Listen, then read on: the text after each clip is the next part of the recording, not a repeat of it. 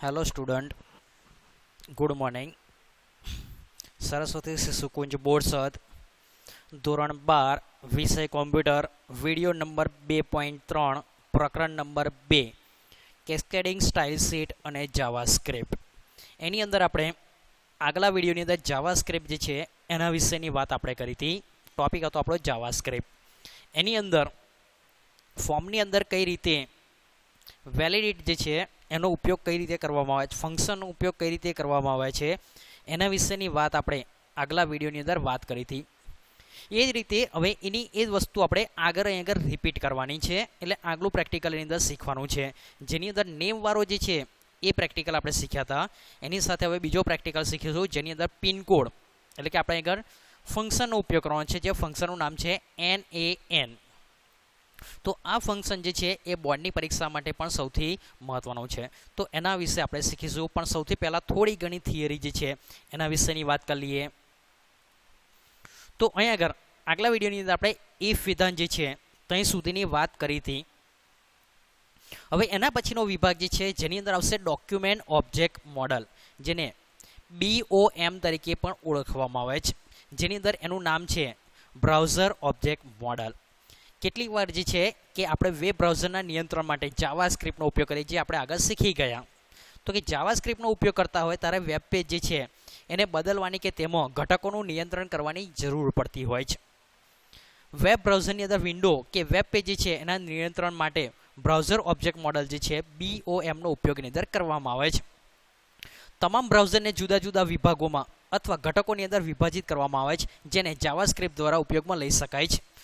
તો આ વિભાગો જે છે એને બ્રાઉઝર ઓબ્જેક્ટ મોડલ તરીકે ઓળખવામાં આવે છે, જેની અંદર અહીં આગળ આપણને ફ્લોચાર્ટની એક આકૃતિ જે છે એની અંદર આપણને સમજાવેલું છે.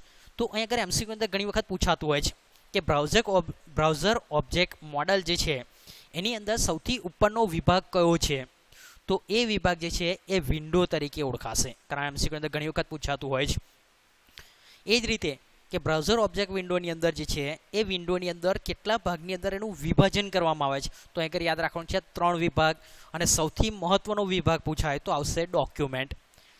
3 વિભાગ કયા કયા? તો કે હિસ્ટ્રી, ડોક્યુમેન્ટ અને લોકેશન. એની અંદર વિન્ડોની અંદર જે છે એ સૌથી મહત્વનો કોઈ વિભાગ હોય તો એ આવશે ડોક્યુમેન્ટ. ડોક્યુમેન્ટની અંદર તમે શું વસ્તુ તૈયાર કરવા માગો છો તો એ પણ આવશે. તો એની અંદર તમે 3 વસ્તુ તૈયાર કરી શકો, જેમ કે લિંક, એન્કર. HTML અંદર આ વસ્તુ શીખી ગયા છે કે હાઇપરલિંક આપીએ છીએ. એન્કર દ્વારા તમારે કોઈ ફાઇલ પાથ આપવો છે, ફાઇલ છે તો એના માટે. અને આપણે 12મા ધોરણની અંદર આગળ ફોર્મ બનાવતા પણ શીખી ગયા. તો ડોક્યુમેન્ટની અંદર ધારો કે આપણે ફોર્મ તૈયાર કરીએ છીએ, તો ફોર્મની અંદર કયા કયા બટનનો યુઝ થાય તો એ પણ આપણે સમજી ગયા છે. જેની અંદર તમને ખબર હોય તો રેડિયો બટનનો ઉપયોગ કર્યો હતો, ટેક્સ એરિયા ઘટકનો ઉપયોગ કર્યો હતો, કોઈ બટન તો કે જેની અંદર સબમિટ બટન છે, રીસેટ બટન છે, એવા બટનનો ઉપયોગ કર્યો હતો, tax box, checkbox, password field છે, રીસેટ છે, સિલેક્ટ, ઓપ્શન. તો આ દરેક વસ્તુ જે છે એનો સમાવેશ અહીં આગળ બ્રાઉઝર ઓબ્જેક્ટ જે છે એની અંદર એનો સમાવેશ એની અંદર કરવામાં આવે છે. તો એ દરેક વસ્તુ જે છે એની અંદર આપણને જોવા મળશે. બ્રાઉઝર ઓબ્જેક્ટ મોડલની અંદર ગુણધર્મો જે છે એને પ્રોપર્ટીઝ તરીકે ઓળખવામાં આવે છે, અને પદ્ધતિઓ જે છે એને મેથડ તરીકેનો ઉપયોગ કરવામાં આવશે. કે અહીં આગળ જે છે એ તમારે કોઈ ઓબ્જેક્ટને તૈયાર કરવો હશે તો એના માટે અહીં ઓળખાશે. જેમ મેં વાત કરી એમ કે બ્રાઉઝર ઓબ્જેક્ટ મોડલ જે છે એની અંદર સૌથી ઉપરનો સ્તર જે છે એ આવશે વિન્ડોઝ, કારણ ઘણી વખત MCQ અંદર આ વસ્તુ પૂછાતી હોય છે. તો એ તમારે એની અંદર યાદ રાખવાની છે. બ્રાઉઝર ઓબ્જેક્ટ મોડલ જે છે એની અંદર સૌથી અગત્યનો ઓબ્જેક્ટ ડોક્યુમેન્ટ તરીકે ઓળખાશે. ઓબ્જેક્ટની અંદર જે વેબ પેજ છે એ રજૂ કરવા માટે તેનો ઉપયોગ કરવામાં આવતો હોય છે. વેબ પેજના અન્ય તમામ ઘટકો જેવા કે ફોર્મ, ચિત્રો હશે તો એને આપણે ઇમેજ કહીશું, લિંક હશે અથવા અન્ય ઘટકો જે છે એ ડોક્યુમેન્ટની અંદર ઓબ્જેક્ટની અંદર સમાવવામાં આવતા હોય છે. ઉદાહરણ તરીકે આપણે ફોર્મ બનાવીશું તો એના માટેનો ટેગ કયો હશે તો કે ફોર્મ હશે. તો કે ફોર્મ ઘટકની અંદર જે છે એ જાવાસ્ક્રિપ્ટનો ઉપયોગ કરો છો તો એની અંદર બાકીના જે પણ એલિમેન્ટ હશે એ એલિમેન્ટનો સમાવેશ એની અંદર કરવામાં આવતો હોય, જેમ કે radio button, tax box, checkbox હશે, સબમિટ બટન હશે, રીસેટ હશે, દરેકનો સમાવેશ એની અંદર કરવામાં આવે છે. તો એ બ્રાઉઝર ઓબ્જેક્ટ મોડલની અંદર તમને જોવા મળશે. એ જ રીતે આપણે આગળ ઉપયોગ કરો તો ફર્સ્ટ પદ્ધતિ.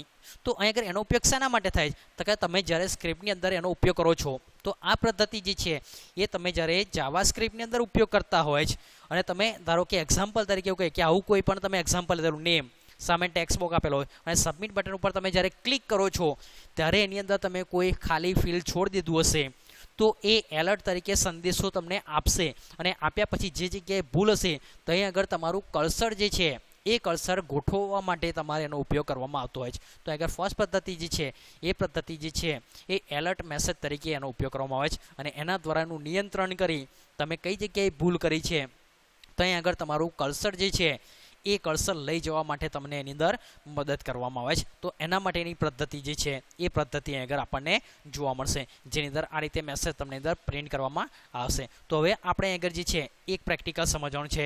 પ્રેક્ટિકલ માટેનું કોડિંગ જે છે એ કોડિંગ તમારું આ રહેશે. દરેકે જોઈ લેવાનું છે. કોડિંગની અંદર સમજાવી દઉં છું. અહીં આગળ કોડિંગની અંદર અહીં આગળ જે છે એની અંદર પ્રેક્ટિકલની અંદર આપણે બે વસ્તુ લેવાની છે જેની અંદર એક નેમ અને બીજો ઓપ્શન આવશે પિનકોડ.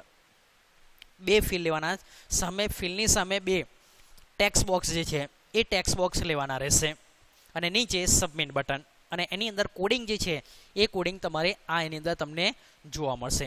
કોડિંગની અંદર સૌથી પહેલાં કોડિંગની શરૂઆત કઈથી થાય તો કે સ્ક્રિપ્ટથી અને બંધ કઈ થાય તો કે સ્ક્રિપ્ટ સાથે. હવે એની અંદર ફંક્શનનો ઉપયોગ કરે છે. ફંક્શન કયું છે તો કે વેલિડેટ ફોર્મ. કારણ ફંક્શન કઈથી ખબર પડે તો કે એના માટેનું આગળ આપણે શીખી ગયેલા કે ફંક્શન નામનો કીવર્ડ જે છે એ આગળ તમે યુઝ કર્યો હોય આગળ તો તમે આગળ ફંક્શનનો ઉપયોગ કર્યો છે એવું તમે એની અંદર જાણી શકો છો. પછી સ્ક્રિપ્શનની અંદર લખાશે તો કે ધનુષ કૌંસની વચ્ચે છગડિયા કૌંસની વચ્ચે લખવામાં આવે. તમે એની અંદર જોઈ શકો છો જેટલા ધનુષ કૌંસ ઓપનિંગ કરેલા હોય ચાલુ કરે છે એટલા બંધ કરાયેલા એની અંદર હોવા જોઈએ. એના પછી VAR જેની અંદર આપણે આગળ શીખી ગયા તો કે VAR છે એને આપણે શું કહીશું તો કે વેરેબલ.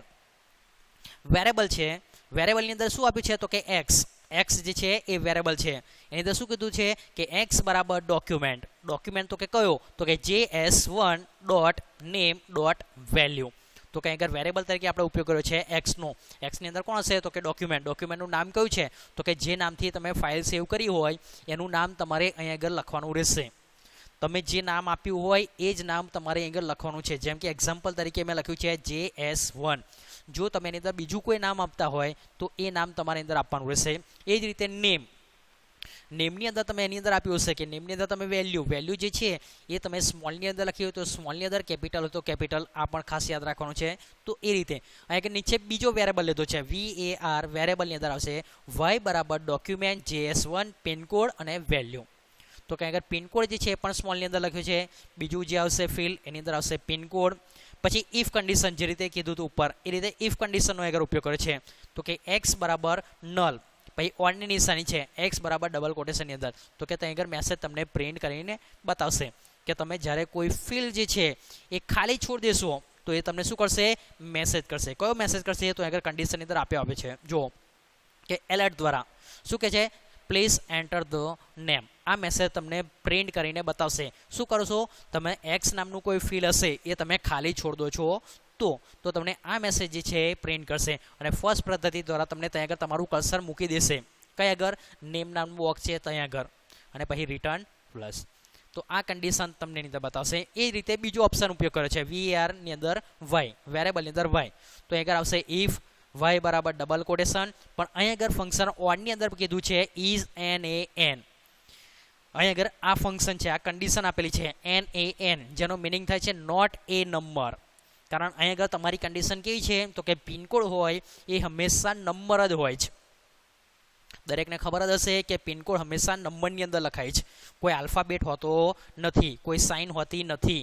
તો અહીં આગળ નંબર છે અને નંબરનો ઉપયોગ કરવાનો હોય તો એના માટે તમે આ ફંક્શનનો ઉપયોગ કરી શકો છો. NaN નોટ એ નંબર એનું ફૂલ ફોર્મ છે. એની અંદર તમે ઉપયોગ કર્યો છે ઓનની અંદર વાય તો કે એની અંદર આપ્યો છે ઓપ્શન લેન્થ. તો કે એની અંદર ફંક્શનનો ઉપયોગ તો એની લેન્થ કેટલી રાખવી છે તમારે એ પણ તમે નક્કી કરી શકો. જેમ કે તમારે કોઈ મોબાઈલ નંબર હોય તો એની અંદર પણ તમે આ રીતે લેન્થ સેટ કરી શકો છો. તો કે પિનકોડ જે છે એની લેન્થ કેટલી હોય છે તો કે 6 અક્ષરની. તો તમે 6 અક્ષર સુધી એને ટાઈપ કરી શકશો. પછી ઓનની અંદર કીધું છે લેન્થ 6 તો કે 6 અક્ષર કરતાં વધારે પણ નહીં અને 6 અક્ષર કરતાં ઓછા પણ નહીં. તો તમે જ્યારે એની અંદર પિનકોડ નાખો તો પિનકોડનો નંબર કેવો હોવો જોઈએ તો કે 6 આંકડાનો જ હોવો જોઈએ. અહીં આગળ કન્ડિશન આ રીતે રહેશે. એ જ રીતે તમે મોબાઈલની અંદર પણ યુઝ કરી શકો, કારણ મોબાઈલ નંબર જે છે 10 આંકડાનો હોય છે, એના કરતાં વધારે પણ નહીં અને ઓછા પણ નહીં. તો તમે આ રીતે કન્ડિશન જે છે એ તમે જ્યારે કોઈ મોબાઈલ નંબર માટેનું ફિલ લેતા હોય તો એના માટે પણ આ કન્ડિશન તમે એની અંદર યુઝ કરી શકતા હોય છે. પછી ઇફ કન્ડિશન તમે આપ્યું. હવે મેસેજ કયો પ્રિન્ટ કરશે તો એના માટે આગળ તમે બ્રેકેટની અંદર લીધો છે. જુઓ, alert please enter the pincode properly કહેશે. તો એ કન્ડિશન આપી છે એ પ્રમાણે તમારે પિનકોડ એની અંદર નાખવો પડશે. ફર્સ્ટ પદ્ધતિ જે છે તમને જણાવશે, કર્સર તમારું લઈ જશે, રિટર્ન, પછી જેટલા કૌંસ તમે ઓપન કર્યા છે એટલા બંધ, અને સ્ક્રિપ્ટ, તમારી સ્ક્રિપ્ટ અહીં આગળ બંધ થશે. તો આગળ તમારે આ રીતે સ્ક્રિપ્ટની અંદર પ્રોગ્રામની અંદર આનું કોડિંગ આ રીતે એની અંદર રહેશે. અહીં આગળ સમજી લઈએ ઇઝ એન. તો કે આંકડાકીય કિંમતો સાથે કાર્ય કરવા માટે જાવાસ્ક્રિપ્ટની અંદર આંતરપ્રસ્તાપિત વિધેય જે છે એનો ઉપયોગ કરવો હોય તો એના માટે ઇઝ એન સામાન્ય રીતે સૌથી વધારે ઉપયોગમાં લેવામાં આવતું આંકડાકીય વિધેય છે. કેવું છે તો કે આંકડાકીય અને આંતરપ્રસ્તાપિત વિધેય છે. કારણ ઘણી વખત MCQ અંદર આમાંથી બોર્ડની પરીક્ષાની અંદર પૂછાશે. અને એનું ફૂલ ફોર્મ NaN, તો કે નોટ એ નંબર છે એનું ફૂલ ફોર્મ. આગળ ઘણી વખત અહીં આગળ ઇઝ પણ લખ્યું હોય આ રીતે, તો પણ તમારે આગળ લખવાનું ઇઝ નોટ એ નંબર ફૂલ ફોર્મની અંદર. તો એ રીતે રહેશે. પછી ખાસ યાદ રાખવાનું છે કે આપેલ કિંમત જે છે એની અંદર આંકડાકીય પ્રકારની ન હોય. આ વસ્તુ યાદ રાખજો કે નોટ એ નંબરની અંદર આપેલ કિંમત આંકડાકીય પ્રકારની ન હોય તો એનો જવાબ તમને ટ્રુ તરીકે પરત કરશે. કારણ બોર્ડની પરીક્ષાની અંદર આ કન્ડિશન જે છે પૂછાતી હોય, તથા તેની કિંમત આંકડાકીય હોય તો એની કિંમત ફ્લસ તરીકે તમને અંદર આપશે. ઉદાહરણ આપ્યું છે આગળ. આ ઉદાહરણ બોર્ડની પરીક્ષાની અંદર પૂછાતું હોય તો આગળ જોઈ લો, ઇઝ NaN બ્રેકેટની અંદર તમને કીધું છે 1 2 3 વિધેય, તો આગળ કિંમત એની અંદર આ રીતે પરત કરશે. કારણ કે અહીં આગળ જે છે 1 2 3 આપ્યું છે એ સંખ્યા છે, એટલા માટે આ કિંમત તમને આ રીતે પરત કરશે. કારણ MCQ અંદર આ પણ પૂછાઈ શકે છે. એ જ રીતે આપ્યું છે નીચે ઇઝ NaN, એની અંદર લખ્યું છે હેલો, તો કે આગળ આલ્ફાબેટનો ઉપયોગ કર્યો છે, તો તમને આગળ વિધેયની અંદર ટ્રુ તરીકે કિંમત આપશે, કારણ કે આગળ હેલો સંખ્યા નથી. તો અહીં આગળ તમારે આ રીતે રહેશે.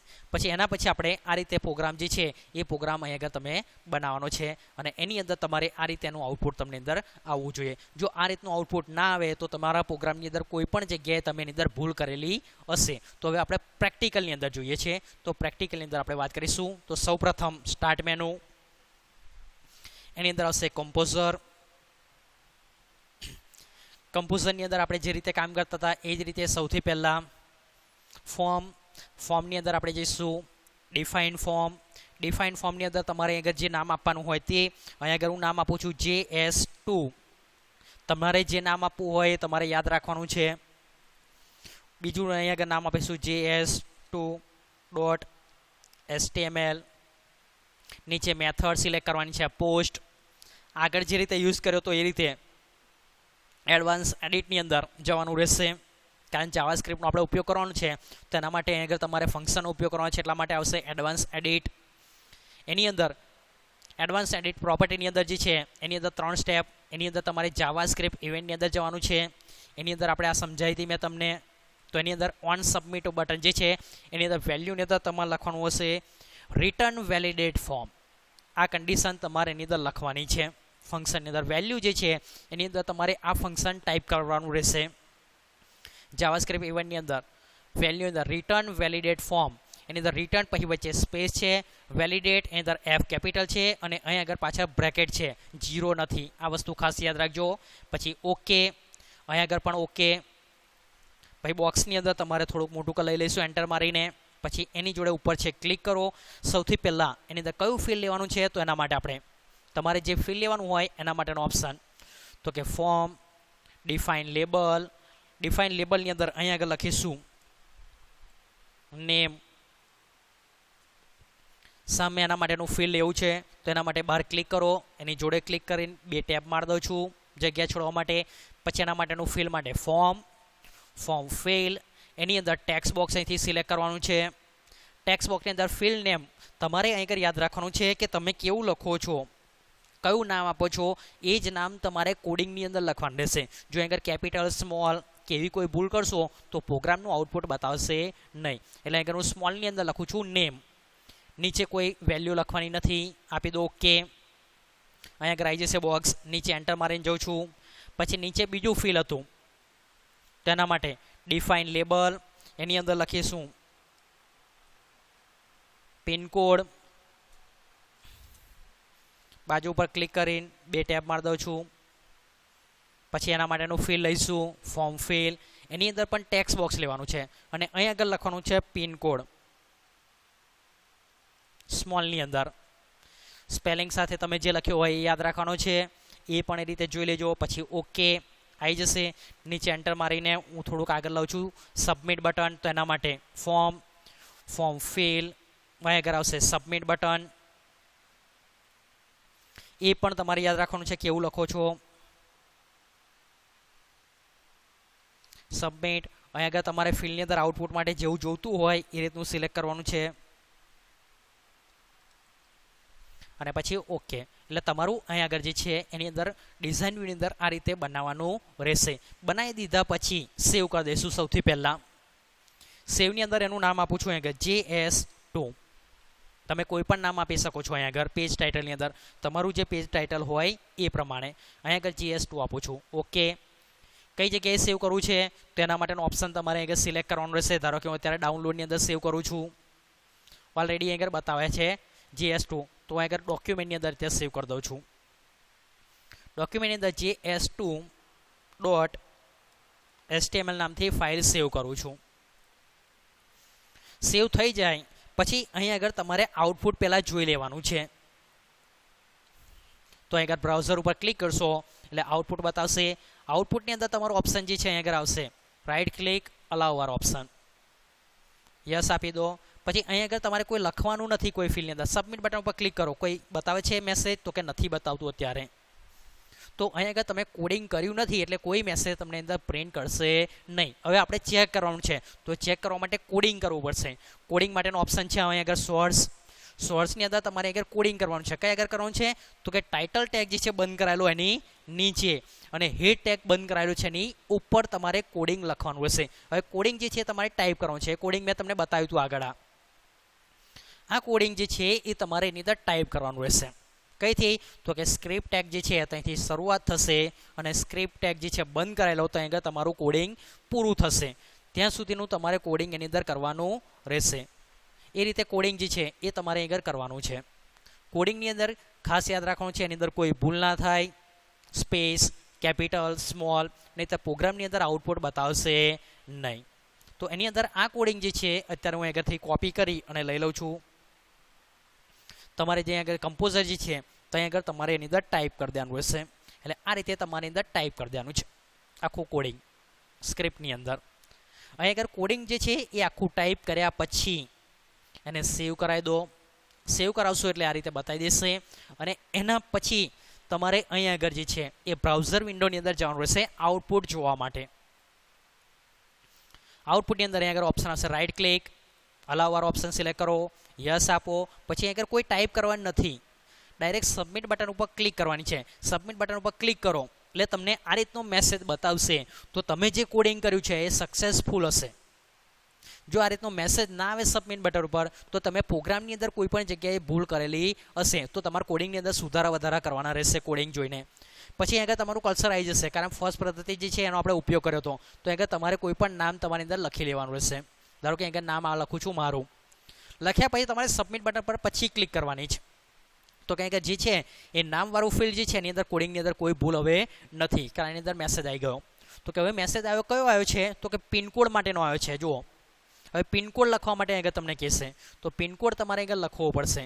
પિનકોડની અંદર તમે આગળ લખશો તો પિનકોડની અંદર 6 આંકડાનો લખવાનો રહેશે. ધારો કે 1 2 3 4 5 6 આ રીતે. અને અહીં આગળ તમારે નામ લખવાનું રહેશે કોઈ પણ. આ વસ્તુ તમે કમ્પ્લીટ લખશો અને સબમિટ બટન ઉપર ક્લિક કરશો પછી મેસેજ નહીં આવે. તો તમારો પ્રોગ્રામ જે છે એ સક્સેસફુલ એની અંદર તમને જોવા મળશે. તો આ રીતે તમારા પ્રોગ્રામની અંદર જે છે એ કામ કરવાનું રહેશે. એનું કોડિંગ જે છે એ આગળ તમને આપેલું છે. કોડિંગ દરેકે ખાસ જોઈ લેવાનું છે. આ કોડિંગ એનું રહેશે. સ્ક્રિપ્ટ, ફંક્શન, વેલિડેટ ફોર્મ, પછી છગડિયા કૌંસ, જે રીતે મેં તમને કોડિંગ બતાવ્યું તે વેરેબલ સમજાવ્યું દરેક વસ્તુ. અહીં આગળ તમારી કોઈ ભૂલ હશે તો આઉટપુટ બતાવશે નહીં. આ દરેક વિદ્યાર્થીએ ખાસ એની અંદર યાદ રાખવાનું છે. અને મેં ફંક્શન તમને સમજાવ્યું એ પણ ઇઝ એન નોટ એ નંબરવાળું, લેસ ધેન અને ગ્રેટર ધેનની નિશાની છે અહીંયા આગળ, એ પણ તમને ખબર હશે કે 6 અક્ષર કરતાં વધારે પણ નહીં અને એના કરતાં ઓછા પણ નહીં, એના માટે. તો આ જ કન્ડિશન તમે મોબાઈલ નંબરની અંદર પણ યુઝ કરી શકો છો. કદાચ પ્રેક્ટિકલ કોઈ કારણસર એવું પૂછાય કે નેમવાળું ઓપ્શન છે અને પિનકોડની જગ્યાએ તમારે મોબાઈલ નંબરનો ઉપયોગ કરવો છે, તો તમે આગળ કરી શકો છો. તો આગળ પિનકોડ જે લખેલું છે એની જગ્યાએ તમારે મોબાઈલ નંબર લઈ લેવાનો. અહીં આગળ 6 આંકડા આપેલા છે એની જગ્યાએ તમારે 10 કરી દેવાના. એકદમ સિમ્પલ છે. તો એ રીતે પણ યુઝ કરી શકો છો. આગળનું પ્રેક્ટિકલ આવશે એની અંદર પણ આપણે આ રીતે કામ કરવાનું છે, તો એ પણ સાથે યાદ રાખવાનું છે. એટલે કોડિંગની અંદર કોઈ ભૂલ તમારે અહીં આગળ થવી જોઈએ નહીં. આગળ પણ આ રીતે કોડિંગ કરવાનું આવશે. તો અહીં આગળ તમારે આ રીતે દરેક વિદ્યાર્થીએ છે એ દરેકે યાદ રાખવાનું રહેશે અને આ જ રીતે એનું તમારે બનાવવાનું છે. અને પછી સેવ બટન ઉપર ક્લિક કરી દેવાની છે છેલ્લે. તો આ રીતે દરેક વિદ્યાર્થી જે છે એ યાદ રાખશે અને સાથે MCQ કઈ રીતના પૂછાય છે એ પણ તમારે એની અંદર યાદ રાખવાનું છે. કારણ અહીંયા આગળ જે છે આ વિન્ડોમાંથી તમે જે કામ કરો છો એ દરેક વસ્તુ જે છે એ પણ MCQની અંદર સાથે પૂછાશે. તો એ પણ સાથે તમારે અંદર યાદ રાખવાનું છે. Thank you student.